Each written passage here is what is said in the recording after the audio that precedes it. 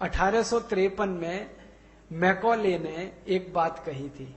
Macaulay माने Thomas Babington Macaulay, जिसने अंग्रेजी भारत में लाई, अंग्रेजी को भारत में स्थापित करने वाला जो अंग्रेज मैकॉले, वो 1834 में भारत आया और उसके कुछ साल यहां रहा, फिर वापस इंग्लैंड गया और उसने एक बिल पास कराया ब्रिटिश पार्लियामेंट में कि भारत में अंग्रेजी भाषा की शिक्षा शुरू की जाए।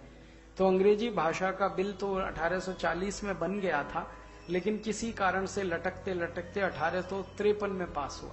तो 1853 में जब बिल पास हुआ ब्रिटिश पार्लियामेंट लोकसभा में, तब उसने जो भाषण दिया तो उसने कहा कि भारत की हिंदी भारत की रीढ़ की हड्डी है।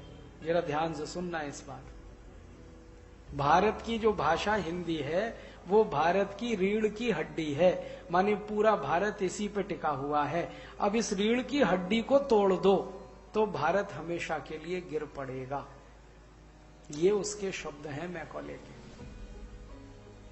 तो मैकॉले ने 1853 में अंग्रेजी भाषा को भारत की शिक्षा का माध्यम बनाने का जो कानून बनवा लिया, वो इसी तर्क के आधार पर, अब वो लागू हो गया। अब 1853 से वो लागू हुआ है, 2010 तक भी वही चल रहा है। मैकॉले ने तय कराया था कि भारत में माध्यम अंग्रेजी होगा, सभी भाषा माने ज्ञान का, पढ़ाई का, ज्ञान का, वही आज तक चला आ रहा है। समाज की भाषा हिंदी, लेकिन राज की भाषा अंग्रेजी। समाज की भाषा हिंदी, सरकार की भाषा अंग्रेजी।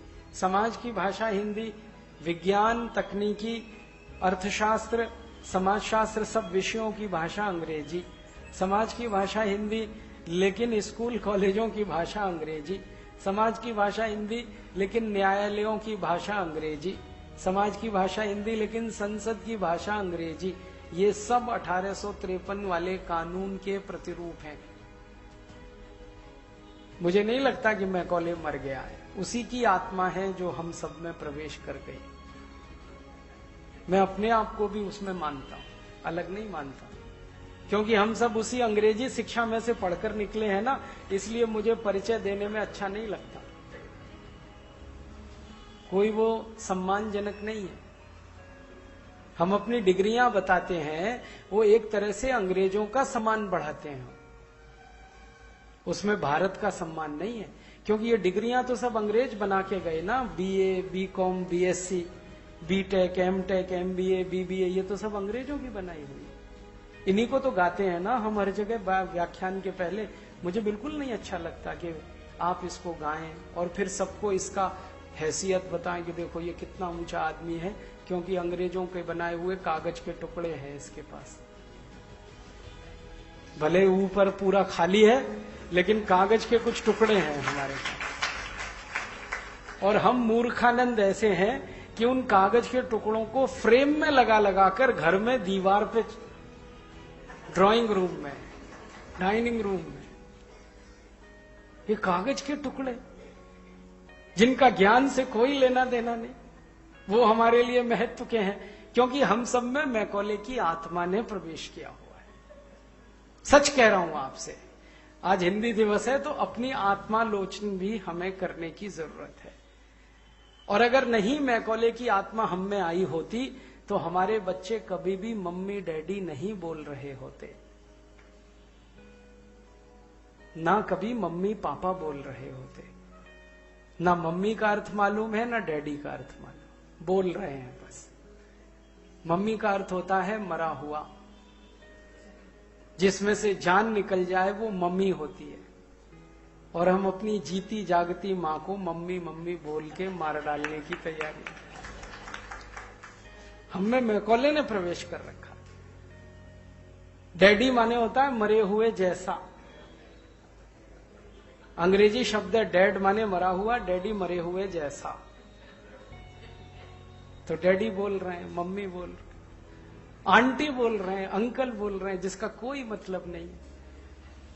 कोई नहीं बता सकता कि आंटी का मतलब चाची है कि ताई है कि बुआ है कि फूफी है कि मामी है कि मौसी है, या ये सब है। कोई नहीं बता सकता। लेकिन हमारे बच्चे बोल रहे हैं आंटी, अंकल। कोई नहीं बता सकता कि वो चाचा है कि ताऊ है कि मामा है कि फूफा है कि मौसा है, या मौसा का मौसा है, मामा का मामा है, कोई नहीं बता सकता। लेकिन हमारे बच्चे बोल रहे हैं अंकल आंटी, क्योंकि मैकॉले ने प्रवेश कर रखा है हमारे अंदर।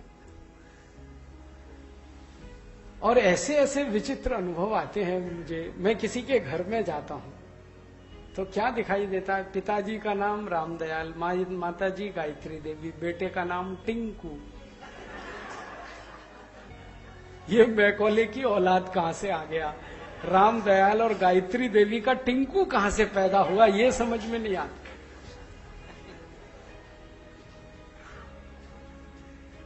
और अंग्रेजी डिक्शनरी अगर आप देखोगे तो टिंकू का अर्थ है आवारा लड़का।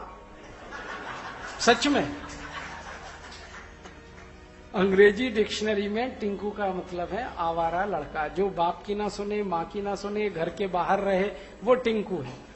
अब यहां रामदयाल और गायत्री देवी का आज्ञाकारी बेटा टिंकू हो गया। मैकॉले जिंदाबाद, ये है मैकॉले की आदत। हमारे घरों के बाहर नाम लिखे हुए हैं, क्या विचित्र विचित्र नाम है, ऐसे ऐसे नाम जो कभी हम सपने में न सोच सके।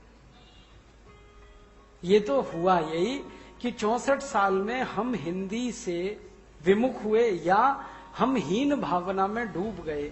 हमको हिंदी में अब कुछ ऐसा दिखता ही नहीं है कि गौरव कर सकें। इसलिए ये mummy daddy uncle aunty Tinku Pinku Babli Dabli Dimple pimple Twinkle ये सब घर में घुस गए। भले अर्थ नहीं मालूम ट्विंकल का क्या मतलब है, लेकिन घर की बेटी का नाम है ट्विंकल खन्ना। मैंने पूछा एक बार उनसे कि आपके नाम का मतलब मालूम है आपको, कि नहीं मालूम। अम्मा ने रख दिया, पिताजी ने रख दिया, तो हो गया ट्विंकल खन्ना। डिम्पल किसी का, पिंपल किसी का, कुछ कुछ विचित्र विचित्र से नाम। डब्लू बबलू डॉली। डब्लू एक अंग्रेजी शब्द है, अक्षर है डब्लू, उसका नाम से क्या लेना देना। डब्लू जो है ना प्रॉपर नाउन नहीं हो सकता कभी भी, लेकिन हम विचित्र लोग डब्लू डब्लू बोल रहे। तो मुश्किल हमारे साथ क्या हुई, मुझे जो दुख है, अंग्रेजों ने हमारे साथ षड्यंत्र किया। अंग्रेजों के जाने के बाद हमारे ही अपने नेता जो अंग्रेजों के भगत थे, उन्होंने हमको धोखा दिया। लेकिन हमने भी अपने आप को बहुत धोखा दिया।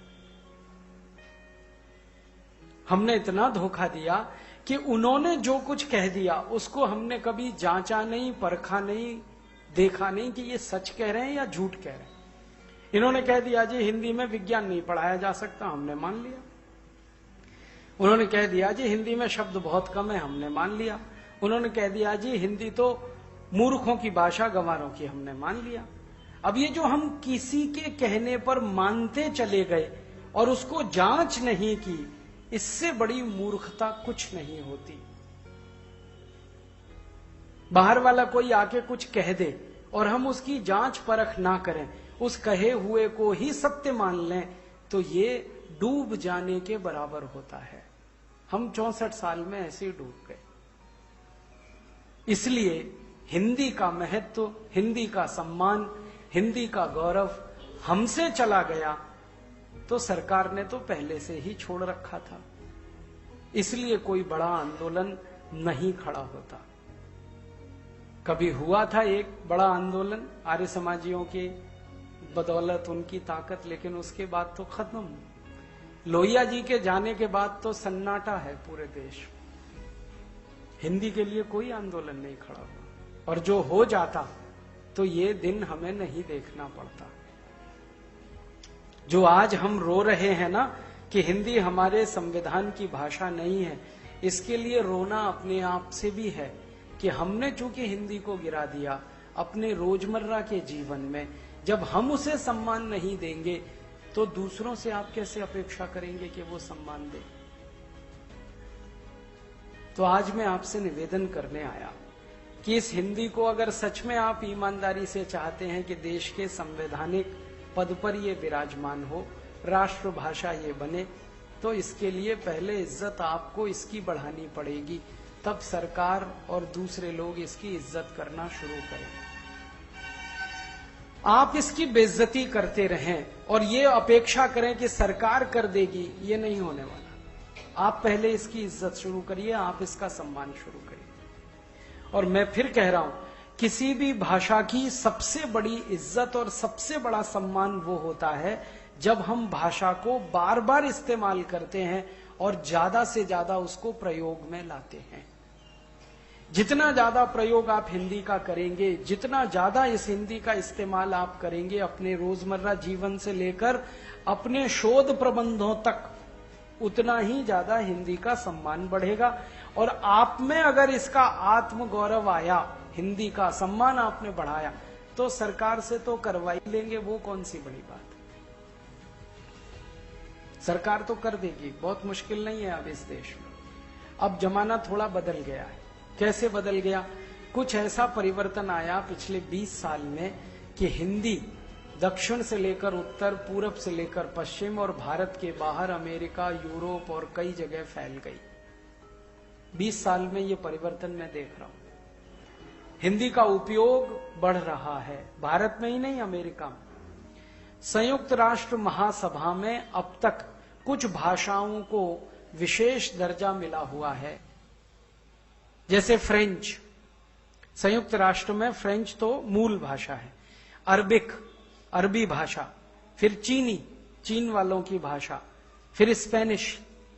तो ऐसे 5-6 भाषाओं को उन्होंने बहुत सम्मान दे रखा है संयुक्त राष्ट्र ने। अब संयुक्त राष्ट्र गंभीरता से सोच रहा है कि हिंदी को भी वही दर्जा मिले जो फ्रेंच को है, स्पेनिश को है, अरबी को है, चीनी को है, वो हिंदी को भी मिले। और संयुक्त राष्ट्र ने इस बार कहा भारत सरकार से कि आपकी भाषा को हम संयुक्त राष्ट्र की भाषा बनाना चाहते हैं, आप इस दिशा में थोड़ा प्रयास करें, हम भी आपका सहयोग करें। तो पता है क्या कहा उन्होंने?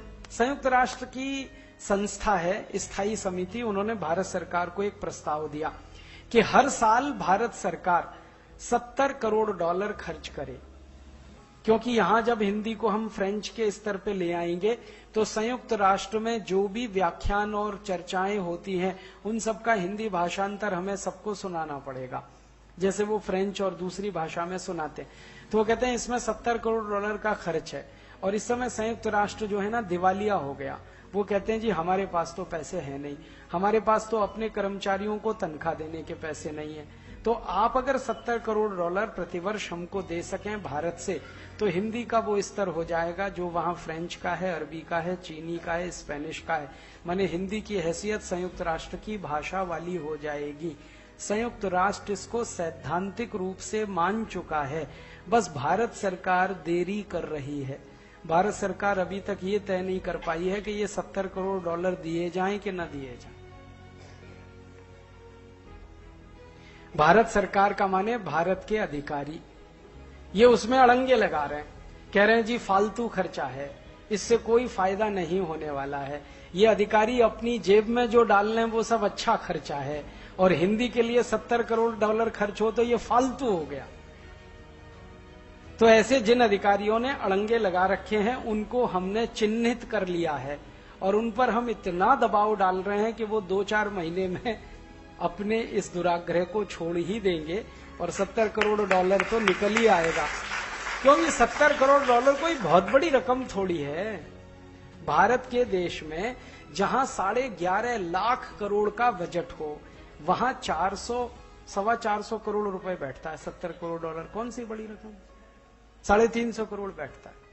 तो 350 करोड़ रुपए कोई बहुत बड़ी रकम नहीं है। अगर हम हर साल ये खर्च करें तो संयुक्त राष्ट्र कहता है कि आपकी भाषा को हम वो दर्जा दे देंगे जो चीनी को है, अरबी को है या फ्रेंच को है, तो सारी दुनिया में हिंदी की इज्जत बढ़ेगी। और एक बार वहां हो गया संयुक्त राष्ट्र में तो भारत में हो जाएगा, क्योंकि हम तो मैकॉले पलट है ना। हम तो तब किसी का सम्मान करते हैं जब वो विलायत से आ जाता है।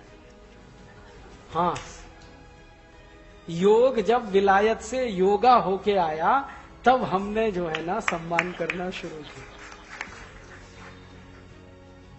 ऐसे थोड़ी करते योग का सम्मान। तो हिंदी पहले संयुक्त राष्ट्र में स्थापित होगी, तब भारत सरकार मानेगी इसको कि अब तो संयुक्त राष्ट्र में हो ही गई है, तो शर्म से डूब मरना, तो इसलिए हिंदी को फिर भारत में वो स्थापित करेंगे। तो हम कोशिश कर रहे हैं कि संयुक्त राष्ट्र में जल्दी से जल्दी हिंदी को जो दर्जा देने की बात वो कह रहे हैं वो मिल जाए। संयुक्त राष्ट्र के कुछ लोगों से हमारी चर्चा हो रही पिछले कुछ 6-8 महीने से, तो उनसे मैंने पूछा कि आखिर आपको हिंदी में क्या विशेषता दिख रही है जो आप ये चाहते हैं कि संयुक्त राष्ट्र की भाषा हो। तो उन्होंने कहा, अरे हिंदी में तो उतना ही दम है जितना चीनी भाषा में। वो कहते हैं हिंदी में उससे ज्यादा दम है जितना फ्रेंच में। वो कहते हैं हिंदी में तो और भाषाओं से ज्यादा दम है। वो कहते हैं फ्रेंच तो इतनी बोली और पढ़ी नहीं जाती पूरी दुनिया में, उससे ज्यादा तो हिंदी बोली और पढ़ी जाती। तो वो मानते हैं कि हिंदी में दम है, और उसका कारण वो मानते हैं कि हिंदी का संस्कृत से जुड़ाव। वो कहते हैं ये जो संस्कृत से आपका जुड़ाव है ये आपकी ताकत है। तो संयुक्त राष्ट्र ने अब ये मान लिया और दुनिया भी धीरे धीरे मान रही है। आपको मालूम है दुनिया में कई ऐसे बड़े टेलीविजन चलाने वाली कंपनियां हैं जिन्होंने अपने विशेष हिंदी चैनल शुरू किए पिछले 20 साल। एक तो सबसे बड़ा उदाहरण दूं, चीन जो भारत का धुर विरोधी है उसने हिंदी रेडियो शुरू किया, मालूम है आपको? और चीन का हिंदी रेडियो हमारे रेडियो से अच्छा और साफ सुनाई देता है पूरी दुनिया में, सुन के देख लो। कारण जानते हैं? क्योंकि चीन की सरकार कहती है कि 100 करोड़ से ज्यादा हिंदी भाषी हैं दुनिया में, इसलिए उनका रेडियो दिन दूना रात चौगुना बढ़ रहा है, उसकी लोकप्रियता बढ़ रही है।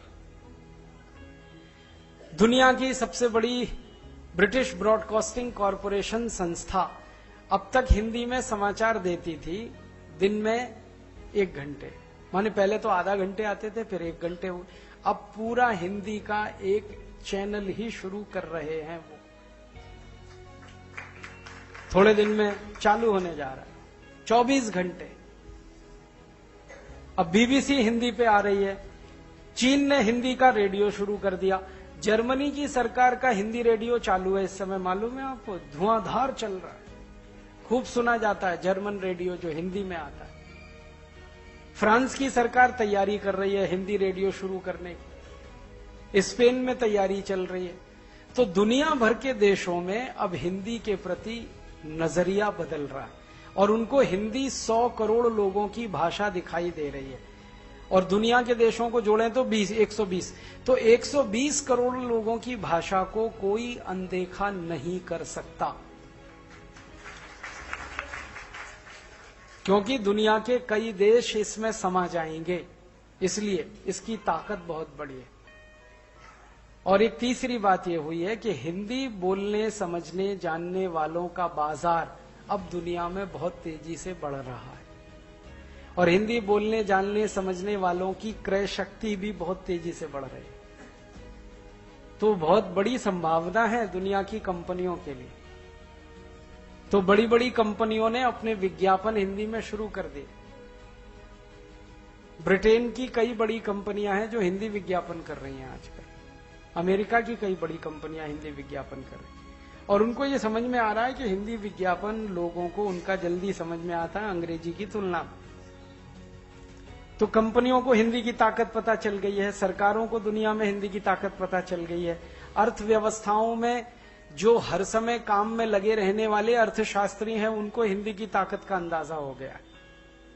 दुनिया के अर्थशास्त्री कह रहे हैं कि खाली हिंदी भाषा के आधार पर भारत का आर्थिक मूल्यांकन किया जाए तो भारत 450 से 500 लाख करोड़ रुपए वाला देश है। ये अर्थशास्त्री अब मान रहे हैं। तो अर्थशास्त्र की भाषा में हिंदी मजबूत हो रही है, दुनिया के सरकारों की नजरों में हिंदी मजबूत हो रही है, संयुक्त राष्ट्र में हिंदी मजबूत हो रही है। क्यों? क्योंकि हिंदी बोलने वालों की संख्या धीरे धीरे लगातार बढ़ रही है। बस आपसे मेरा इतना ही निवेदन है कि ये दुनिया में जब हिंदी समर्थक और हिंदी सहयोगी बढ़ रहे हैं तो आप थोड़ा हिंदी का ज्यादा सम्मान और ज्यादा इज्जत करना शुरू कर दो तो ये सब काम पक्का हो जाएगा। ये नहीं होना चाहिए कि दिया तले अंधेरा। दुनिया भर में हिंदी सीखने समझने वालों की संख्या बढ़े, सरकारें करोड़ों डॉलर का बजट उस पे लगाएं। जर्मनी की सरकार ने तो विशेष संस्थान बनाना शुरू कर दिया, अरबों डॉलर का बजट है कि जो हिंदी सीखे और सिखाएं, संस्कृत सीखें और सिखाएं। और यहां जब हैदराबाद आऊं तो एयरपोर्ट से लेके शहर तक हर जगह पढ़ने को मिलता है 15 दिन में अंग्रेजी सीखिए, 30 दिन में अंग्रेजी सीखिए। शर्म आती है।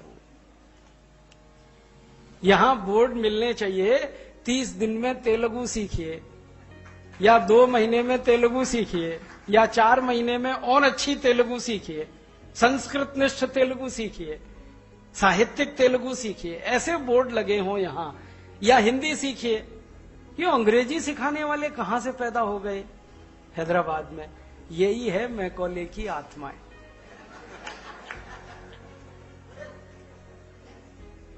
इन मैकॉले आत्माओं से पिंड छुड़ाओ, अपना और इस समाज का। तो पिंड कैसे छूटेगा? इसके रास्ते हैं कि ये जितनी मैकॉले आत्माएं हैं इनसे असहयोग करो और इनका बहिष्कार करो। इनको अपने किसी सम्मान समारोह में मत बुलाओ और इनका कोई सम्मान मत करो और इनसे कोई रिश्ता मत रखो। आपके घर में शादी है, अपने घर का निमंत्रण उनको मत दे के आओ जो मैकॉले मानस पुत्र। मत बुलाओ उनको अपने घर, और उनके घर आप मत जाओ। देखो कैसे सुधरते हैं ये सब अल्पमत में हो जाएंगे थोड़ी ही देर में। आप देख लेना, जैसे ही आपने इनसे रिश्ता तोड़ा और इनसे मुख मोड़ा, ये सब तो अल्पमत में आ जाएंगे। इनकी जड़ें तो आपके पानी से सिंचित हो रही हैं। आपने इनकी जड़ों में पानी देना बंद किया, ये तो सूख जाएंगे, सबके सब मर जाएंगे। चिंता मत करो। जैसे मैकॉले मर गया वैसे ये भी मर जाएंगे। आप बस इनसे रिश्ता और व्यवहार अपना कम कर दो तो इनकी अकल ठिकाने आ जाएगी।